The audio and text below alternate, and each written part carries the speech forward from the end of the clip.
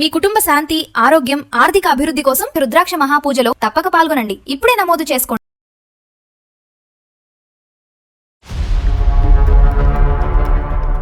తిన్నావా ఉన్నావా అని కానీ పాపని కూడా అంటే ఒక మెకానికల్ లైఫ్ కి ఆయన ఇదైపోయారు. ఒక 6 months అట్లా మా హస్బెండ్ ఫోన్ లో ఆయన ఒక అమ్మాయితో క్లోజ్ గా ఉండడం చాట్ చూశాను. నేను కూడా రివెంజ్ తీసుకోవాలి, నేను కూడా ఇట్లా ఎవరితోనైనా మాట్లాడాలి అన్నట్టు అయిపోయింది నా మైండ్. ఇతన్ని కట్ చేసేద్దాము అంటే నేను మాట్లాడడం తగ్గించేద్దామన్నా నేను మాట్లాడలేకపోకుండా ఉండలేకపోతున్నాను అతనితో. భర్త పక్కన ఉండేటటువంటి కంఫర్ట్ కంటే ఆఫీస్లో ఉండేటటువంటి కంఫర్ట్ డిఫరెంట్గా అనిపించటం అనేది ఒక ఆడపిల్లకి చాలా మానసికంగా వేదన. అంటే నేను ఒకటి అనుకున్నాను, అది ఇంకోలా దారి తీస్తుందేమో అని భయం వేస్తుంది నాకు. అమ్మ, marriage is a cooperation, not competition అమ్మ. నేను ఎంత ఎడిక్ట్ అవుతానంటే అతని కాల్ కోసం వెయిట్ చేయడము, అతని మెసేజెస్ కోసం వెయిట్ చేయడము. అక్కడి నుంచి వచ్చినటువంటి సంతోషం, సుఖం 1% అయితే మీ గిల్టు, మీ బాధ 99%. మీ మనస్సాక్షి మిమ్మల్ని గుచ్చి గుచ్చి గుచ్చి బాధ పెడుతూ ఉంటుంది. మీ మనస్సాక్షి అడిగేటటువంటి ప్రశ్నలకి సమాధానం చెప్పేటప్పటికే తెల్లారిపోతుంది. మీ ఆయన్ని మీరెక్కడ చూసుకుంటారు? సో కాబట్టి నేను చేస్తున్నట్టుగా, నా భార్య చేస్తున్నట్టుగా అనుకుని ఈ మ్యారేజ్ ఇంకో లెవెల్కి వెళ్ళిపోయి డిస్టర్బ్ అయిపోవచ్చు.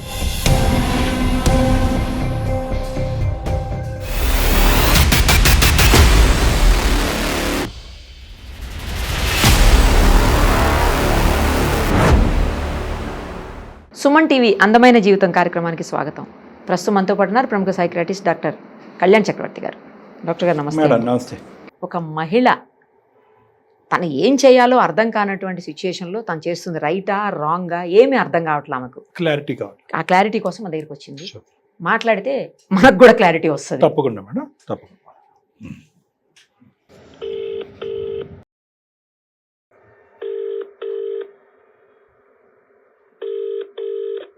హలో, సౌమ్య గారేనా? అవునండి, నేను నిరుపమ, సుమన్ టీవీ అందమైన జీవితం కార్యక్రమం నుంచి కాల్ చేస్తున్నానమ్మా. మీరు మాకు మెయిల్ చేశారు కదా, అందుకని మీకు కాల్ చేస్తున్నాను. అవును మేడం, నేను చేశాను. అదే అమ్మా, మనతో పాటు ఇప్పుడు డాక్టర్ కళ్యాణ్ చక్రవర్తి గారు కూడా ఉన్నారు. మీ ప్రాబ్లం ఏంటో చెబితే దాన్ని ఏ విధంగా సార్ట్అవుట్ చేయొచ్చు అనేది డాక్టర్ గారు నేను కలిసి ఆలోచిస్తాం. సరేనా? చెప్పండి అమ్మా, మీ ప్రాబ్లం ఏంటో చెప్పండి. సౌమ్య నమస్తే అమ్మా, చెప్పండి. Sir good evening sir. Good evening. నా పేరు సౌమ్య.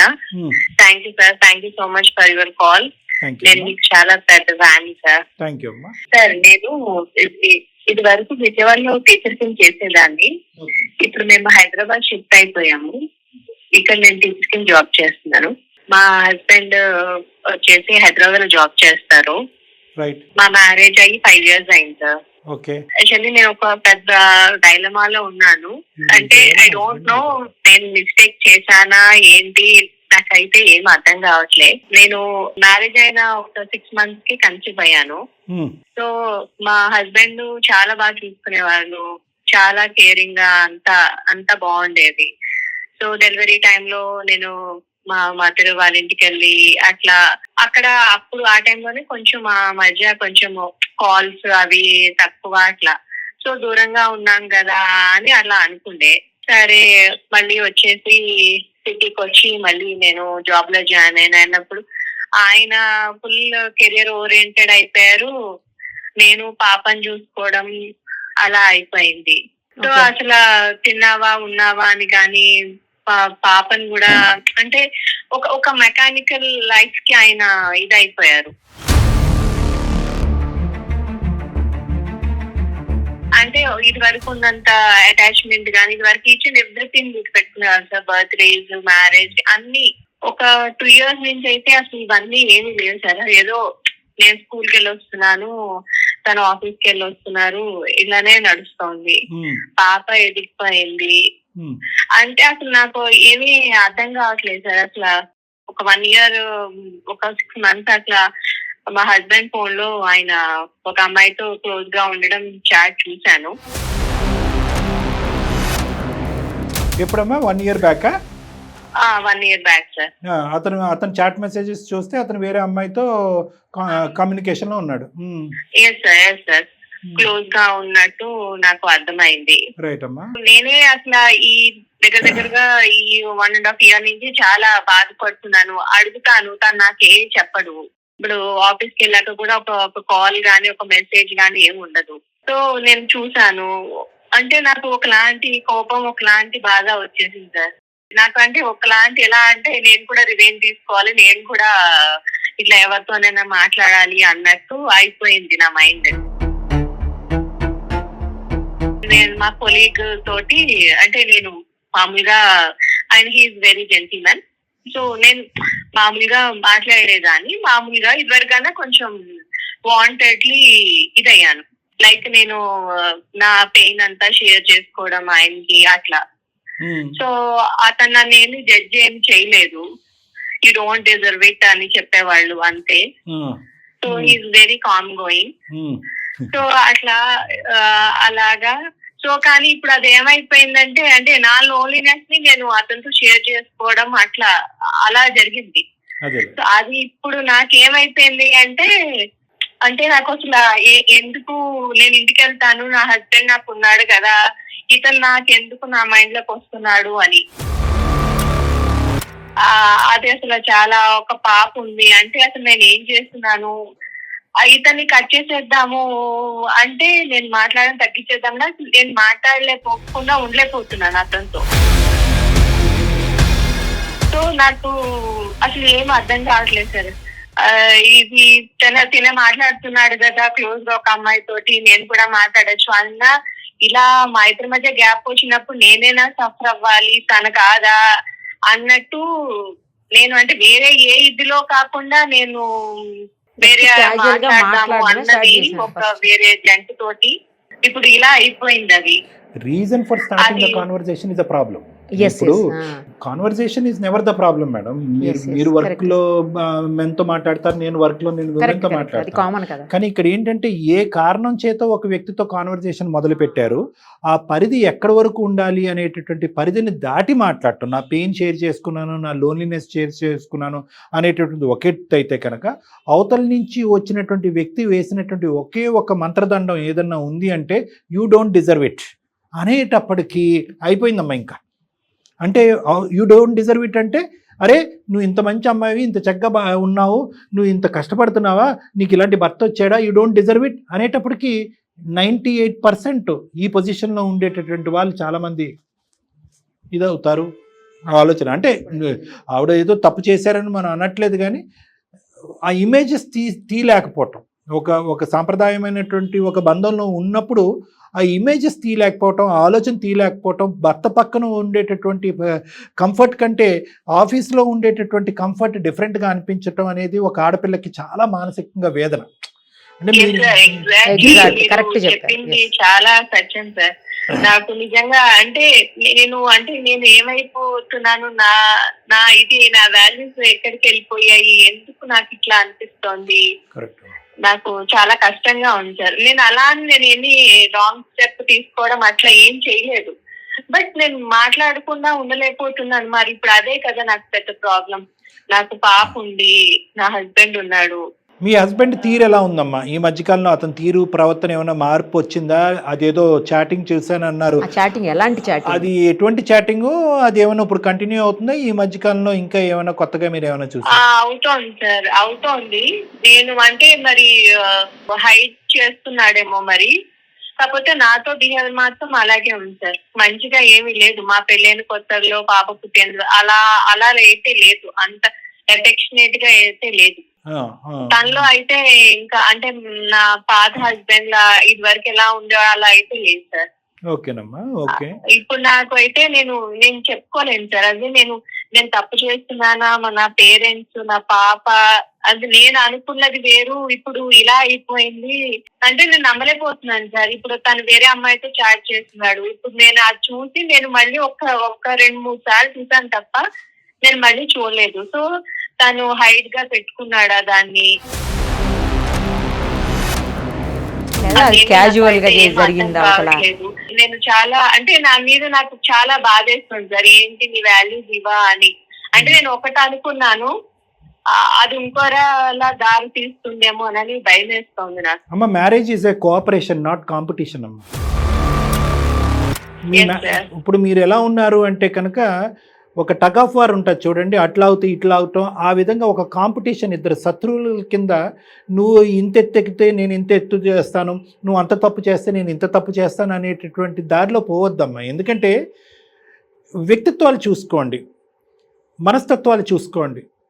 నేను ఇది తీవ్రంగా ఖండిస్తానమ్మా. ఖండించడంతో పాటు ఈరోజు ముందుకొచ్చి మీరు ఇలా మనసు విప్పి చెప్పి దీనికి ఒక ఫుల్ స్టాప్ పెట్టేటటువంటి ఆలోచనలో ముందుకు రావటాన్ని నేను హర్షిస్తాను. మంచి విషయం. సౌమ్య గారు, ఒక్క విషయం చెప్పండి, మీరు ఎవరితో అయితే ఫ్రెండ్షిప్ చేస్తున్నారో, ఎవరితో అయితే రెగ్యులర్ గా మాట్లాడుతున్నారు, మ్యారేజ్ అయిందా?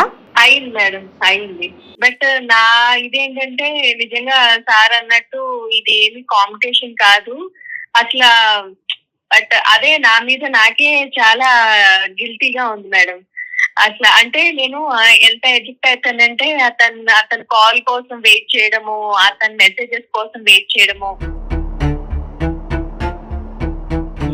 ఓకే. సో అంతలా ఎందుకు అయిపోయాను. ఇప్పుడు అతను కూడా మ్యారేజ్ అయిపోయింది, ఇప్పుడు నాకు మ్యారేజ్ అయింది, పాప ఉంది, హస్బెండ్, మా పేరెంట్స్, మా అత్త మామలు.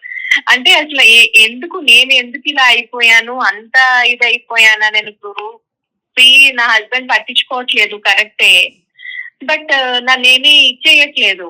కానీ ఎందుకు నేను ఇంత అంటే నా మీద నాకే నేను చెప్పుకోలేనంత ఇదిగా ఉంది నా మీద నాకే.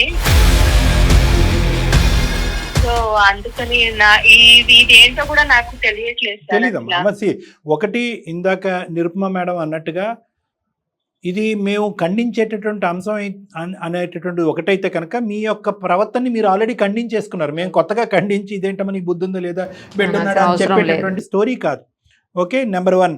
నెంబర్ 2 ఏంటంటే ఇక్కడి నుంచి నేను ఇంకో చోటకి వెళ్ళిపోతానేమో, ఇంకో విధంగా నా ప్రవర్తన మారిపోద్దేమో అనే భయం కూడా సహజంగా మీలాంటి ఆడవాళ్ళకు ఉంటుంది.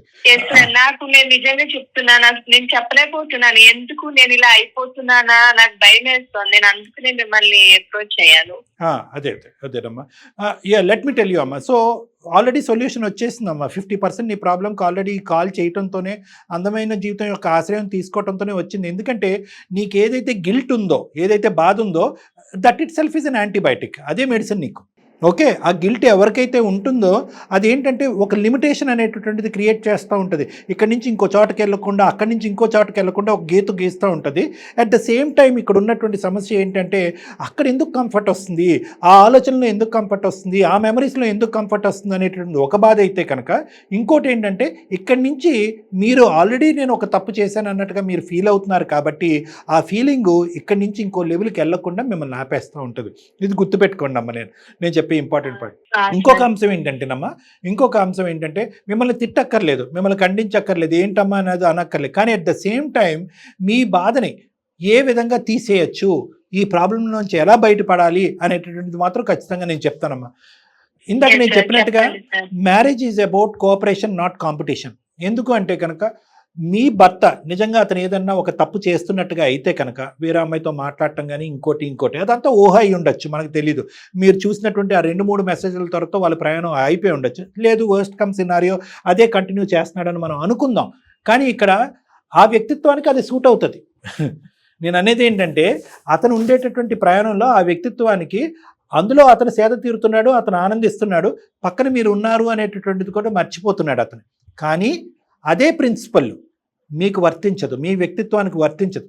ఎందుకంటే మీరు కాంపిటేటివ్గా అది మొదలుపెట్టినా, ఎవరన్నా ఉంటే కనుక వాళ్ళు చెప్పుకుంటే నా బాధ తీరుతుందని చెప్పి ఒక వ్యక్తితో చెప్పుకునేటటువంటి ప్రయాణం చేసినా కూడా అక్కడి నుంచి వచ్చినటువంటి సంతోషం, సుఖం 1% అయితే మీ గిల్టు, మీ బాధ 99%. అంటే ఆ ప్రయాణం మీ వ్యక్తిత్వానికి సూట్ అవ్వదు. మీ పెంపకం అది మీకు నేర్పించలేదు, మీ చదువు మీకు అది నేర్పించలేదు, మీ సంస్కారం, మీ విలువలు మీకు అది నేర్పించలేదు. కాబట్టి అది మీ హస్బెండ్కి సూట్ అవ్వచ్చు, మీకు సూట్ అవ్వదు అండి. మరి మరి మరి మా ఆయన అలా ప్రయాణం చేస్తున్నాడు కదండి, మరి అతనికి బుద్ధి రావాలి కదా, అతను తప్పు కదా అంటే కనుక అది డిఫరెంట్ సబ్జెక్టు. దాన్ని ఇంకో విధంగా మాట్లాడుకుందాం. అతను కౌన్సిలింగ్ తీసుకెళ్దామో, ఇంకోటో చేద్దామో, లేదంటే ఇంకోటి ఏదైనా చేద్దాం. ఇక్కడ 2 ఆస్పెక్ట్స్ ఉన్నాయమ్మా. మీరు ఈ జ్ఞాపకాలు, ఈ మెమరీలు, ఈ ఆలోచనలు, ఈ క్రేవింగ్లోంచి మీరు బయటికి ఎలా రావాలి, ఇది సబ్జెక్ట్ నెంబర్ 1. రెండో సబ్జెక్ట్ ఏంటంటే to assess to the situation. అసలు నిజంగా మీ హస్బెండ్ అటువైపు మళ్ళేడా మళ్ళలేదా, లేదంటే మళ్ళీ ఉంటే కనుక ఆ ప్రపంచంలో తీసుకొచ్చి మిమ్మల్ని వెనక్కి లాక్కొచ్చి మిమ్మల్ని ఎలా కాపాడుకోవాలనేది రెండోది. ఫస్ట్ దాని గురించి చెప్తానమ్మా. ఫస్ట్ అది చాలా సింపుల్ అండ్ స్ట్రైట్ ఫార్వర్డ్ అమ్మా. మన జీవితంలో విలువైనటువంటి జీవితం, ఒక సంస్కారమైనటువంటి జీవితం, ఒక పరుగులైనటువంటి జీవితం కావాలి అని అనుకుంటే ఒక సీక్రెట్ ప్రయాణం మనకు వద్దమ్మా. అసలు అచ్చిరాదు, అది అవసరం కూడా లేదు. అది అది అది ఈ సమస్యకు పరిష్కారం కాదు కదా, డబల్ ట్రామా అయిపోద్ది మీకు, 2 డబల్ పనిష్మెంట్ అయిపోతారు. ఒక పక్కన భర్త లాగా మీరు ఎటువంటి పొజిషన్కి వెళ్ళిపోవచ్చు అంటే కనుక, రేపొద్దున మీ భర్త తప్పు ప్రయాణం చేసినట్టుగా ప్రూవ్ అవుతే కనుక, ఎందుకు అలా వెళ్తున్నావు, అది తప్పు కదా అని అడిగేటటువంటి మాట కూడా మీకు రైట్ కూడా ఉండదు అసలు. మీరు ఏ తప్పు చేయకపోయినా కూడా మీ మనసు లోపల ఉండేటటువంటి ఆ గిల్ట్ ఏం చేస్తుందంటే, అలా ప్రశ్నించకుండా ఆ పవర్ మిమ్మల్ని వెనక్కి లాగేస్తుంది అనమాట. నిజంగా కరెక్ట్గా చేసేటటువంటి అంశం ఏది కూడా చీకట్లో చేయవలసినటువంటి అంశం లేదు. అంటే మీరు ఎప్పుడైతే చీకట్లో మొదలు పెడుతున్నారో మీ మనసాక్షి మిమ్మల్ని గుచ్చి గుచ్చి గుచ్చి బాధ పెడుతూ ఉంటుంది. ఏంటి సౌమ్య ఇలా చేస్తున్నావు, ఏంటి సౌమ్య మీరు వచ్చారు. సో ఇక్కడ ఏంటంటే మీ మనసాక్షి అడిగేటటువంటి ప్రశ్నలకి సమాధానం చెప్పేటప్పటికే తెల్లారిపోతుంది. మీ ఆయన్ని మీరెక్కడ చూసుకుంటారు. పదే పదే తనకు తాను కూడా నేను కరెక్టే చేస్తున్నానా, నేను చేస్తుంది రైటేనా, ఇది కరెక్ట్ కాదేమో అనే ఫీలింగ్ తనకే వచ్చేసింది. 99% మీరు కరెక్ట్ చేస్తున్నారు. నేను నాకు అంటే నేను పడే బాధకి నేను చెప్పలేకపోతున్నాను. నా నిజంగా నేను చెప్పలేను. అది ఎందుకు నా వాల్యూస్ ఇదేనా, నేను నేర్చుకున్నది ఇదేనా, నాకు ప్రతిరోజు చాలా బాధగా ఉంటుంది. ఒకటమ్మా సింపుల్, 99% మీకు ఒక విధంగా పాజిటివ్గా అనిపించిన 1% కూడా సౌమ్య తప్పేమో అని మీ మనస్సాక్షి అన్నా కూడా please stop it at that point. ఎందుకంటే మీరు వయస్సు, ఆలోచన, అనుభవాలు, వ్యక్తిత్వం, విలువలు అన్నీ కూడా దండిగా ఉన్నటువంటి ఒక వ్యక్తితో మాట్లాడుతున్నట్టుగా నాకు నిరుపమ మేడం కనిపిస్తుంది. చాలా మెచ్యూర్డ్ పర్సనాలిటీ. మీరు 10 మంది పిల్లలకి పాఠాలు నేర్పించేటటువంటి స్థానంలో ఉన్నారు. ఎవరైనా వేరే వాళ్ళు ఎవరైనా కూడా తప్పులు చేస్తే కనుక మీకు బుద్ధుందా దండించేటువంటి స్థానం మీది అనే మెచ్యూర్ కెపాసిటీ మీకు ఉన్నట్టుగా మాకు అనిపిస్తుంది. ప్రత్యేకంగా అందమైన జీవితం మీకు కొత్తగా ఏం సలహా ఇస్తుందో నాకైతే తెలీదు, కానీ మీ బాధను మాకు పంచుకోవటానికి, అమ్మ నీ బాధ అనేటటువంటి దానికి ఒక పరిష్కారం ఉందనే ధైర్యం చెప్పడానికి మేము ఉన్నాం. మీకు సానుభూతి చూపెడుతున్నట్టుగానే చూపెడుతూ మీ ఇంకో విధంగా ఇండైరెక్ట్గా మీ బాధను పెంచేటటువంటి సానుభూతి మీకు అక్కర్లేదు. అటువంటి మాట పంచుకోవటానికైనా, అటువంటి మనసును పంచుకోవటానికైనా చాలామంది స్నేహితులు ఉంటారు. సిన్సియర్గా మీ గురించి ఆలోచించేటటువంటి వాళ్ళు ఉంటారు. ఒక పక్క నుంచి ఇలా పంచుకున్నందుకు బాధపడుతూ ఇంకో పక్క నుంచి దుఃఖం చెందుతూ ఉండేటటువంటి వాతావరణం మీకు అక్కర్లేదు. సింపుల్గా వాకౌట్ ఇవ్వండి, అతనికి రేపే చెప్పేసేయండి, నా థాట్స్ డైవర్ట్ అవుతున్నాయి, నా మానసిక పరిస్థితి బాగాలేదు, so this is not going to continue అని చెప్పండి. అవకాశం ఉంటే ఆ స్కూల్లో కాకపోతే ఇంకో 100 స్కూల్లో మీకు జాబ్ వస్తుంది, అక్కడి నుంచి మారిపోండి, మీ నెంబర్ మార్చుకోండి, మీ పాత మెసేజెస్ వాట్సాప్ అంతా కూడా కంప్లీట్గా డిలీట్ చేసుకోండి. ఎందుకు అంటే కనుక పొరపాటున మీకంట మీ ఆయనది ఎలాగైతే పడిందో అతనికంట ఇది పడితే కనుక అతను రెచ్చిపోతాడు, వేరేగా ఉంటుంది. ఎందుక నువ్వు ఇలా చేస్తున్నావు కదా అని చెప్పి నేను రెక్కలొచ్చిన పక్షిలాగా అతను ఎగిరిపోతాడు. అది ఒకటి. రేపొద్దున అక్కడ కనిపించేది 10% అయితే కనుక అతను ఊహ, ఎందుకంటే అతను తప్పు ట్రాక్లో ఉన్నాడు కాబట్టి అతను ఊహ 90%కి వెళ్ళొచ్చు. సో కాబట్టి నేను చేస్తున్నట్టుగానే నా భార్య చేస్తున్నట్టుగా అనుకుని ఈ మ్యారేజ్ ఇంకో లెవెల్కి వెళ్ళిపోయి డిస్టర్బ్ అయిపోవచ్చు. ప్రాబ్లం నెంబర్ 2, నీ భర్త. ఫస్ట్ ఆఫ్ ఆల్ మనం తెలుసుకోవాల్సింది ఏంటంటే అసలు ఎటువంటి కమ్యూనికేషన్, ఎటువంటి సంబంధం అనేది తెలుసుకుందాం. ఊరికనే మన ఊహకి రెక్కలొద్దు. సో అది తెలుసుకుందాం. ఒకప్పుడు అది కూడా సమస్యాత్మకంగా ఉంటే కనుక ఖచ్చితంగా ఇంకొక కాన్వర్జేషన్లో, ఇంకొక ఫోన్ కాల్లో మీ హస్బెండ్కి కూడా ఫోన్ కలిపి అతను ఏంటి అనుకుంటున్నాడు, అతని ప్రవర్తన ఏ విధంగా ఉంది, లేదంటే అతను ఒకప్పుడు క్లినిక్ వచ్చేటట్టయితే కనుక క్లినిక్కి తీసుకురండి, అతను కౌన్సిలింగ్ చేద్దాం, మీ మానసిక పరిస్థితి బాగాలేదు అన్నట్టుగా అతను తీసుకుని రండి, స్లోగా అతన్ని ఓపెన్ అప్ చేసి అతనికి అదేంటన్నది మనం తెలుసుకుందాం. లేదు అంటే కనుక ఇంకో ఈమెయిల్ పంపించండి, అందమైన జీవితం ఫోన్ ట్రాక్ ద్వారా అతను కాల్ చేసి కమ్యూనికేట్ చేసి అతను బుద్ధి మార్చేటటువంటి ప్రయత్నం చేద్దాం. ఈ రెండిట్లని కలపద్దు. ఇది వేరే సమస్య, అది వేరే సమస్య.